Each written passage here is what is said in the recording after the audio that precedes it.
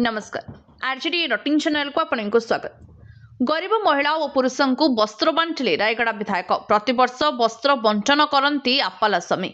पवित्र मकर संक्रांति और तेलुगु पर्व पोंगल उपलक्षे जिला कांग्रेस सभापति तथा रायगड़ा विधायक आपालास्वामी कार्यका गरीब महिला को शाढ़ी और पुरुषों को वस्त्र बंटन करछंती।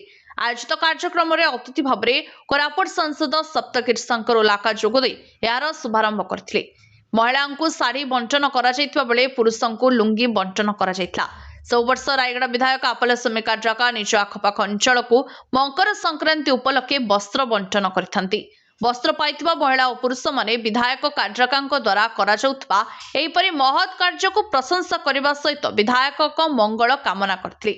वस्त्र बंटन कार्यक्रम में वरिष्ठ कांग्रेस नेता शंकरसन मंगराज, विधायक व्यक्तिगत पीए हरीश पट्टनायक, जगदीश सुनारी, किशोर कौशल्या, किली गांधी प्रमुख उपस्थित रहिथिले।